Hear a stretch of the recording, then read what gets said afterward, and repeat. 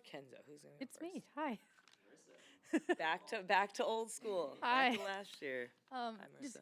Kia to be able to score the way she did tonight, too, into 7 blocks, just a really good game for her. How nice is that to see, like, those contributions, like, show up in the box score? Yeah, again, it's just Kia's hard work. She's been working extremely, extremely hard. Putting an extra, watching extra film with Kasib. I think Kasib's been doing a phenomenal job. They have this relationship that's almost like a brother-sister relationship of how Kia likes things straightforward, blunt, and Kasib is just that. So just give a lot of credit to the relationship that they built. You can see the confidence that she's playing with, and definitely 7 blocks and 13 points. I mean, that's unreal, but we needed it tonight too, because we knew they were going to go to the paint. So very happy, very proud of Kia. Yeah. Natalie, there was like a couple sequences in the fourth quarter. I mean, when Gabby hits a super tough turnaround, gets the steal off of Canada, gets the tough land on the next possession. I mean, how much of that fourth quarter was the Gabby Williams experience of what she brings to this team? Yeah, she's waiting there patiently.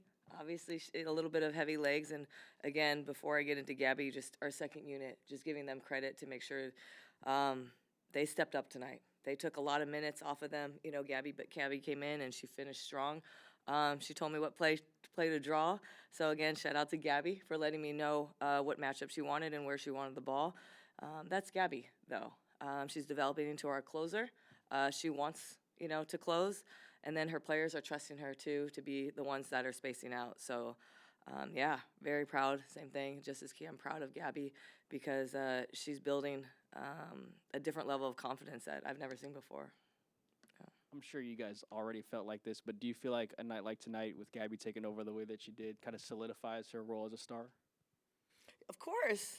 Yeah, I told you guys, what did I say day one? I said she's one of the best two-way players in the world. Right, we saw that on the stage of the Olympics. So to me, that's the toughest stage in the whole world because you're battling the best in the whole world. We're just providing the stage for what we already knew. So yes, she's absolutely a star. She's our star. She's definitely an all-star. But I think she's obviously going to give credit to her teammates because that's who she is. She's the most humble star I think I've ever coached before, and that's what makes her even shine even more.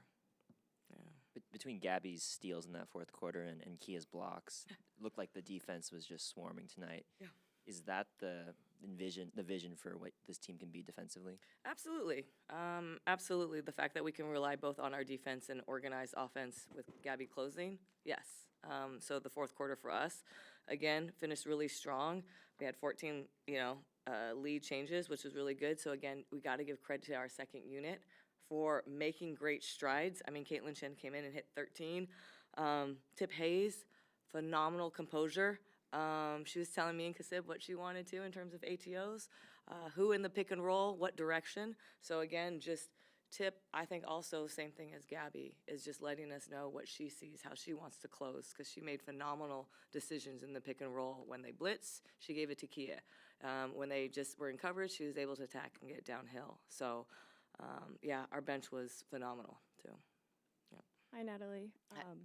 Obviously a very good Atlanta team, and it's so hard to beat a team twice in a row like this, kind of mimicking the playoff series scenario. Yeah. What did you like about the adjustments you were able to make from game 1 to game 2? Because very different games. And then just what does it say about your team that you're able to pull it off under these circumstances?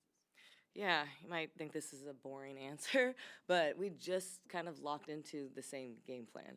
So again, we gave up 42 paint points and then we got out-rebounded, but as much as, 34 was less, but it's the fact that we won the paint for us. So we got 38 paint points. So that was crucial, I think, for tonight. So it was just literally locking down into our same game plan as before, and then we out-rebounded them. So again, the dangerous thing of our roster, our depth, is that we can sub in players, and it battles against teams that don't play as deep.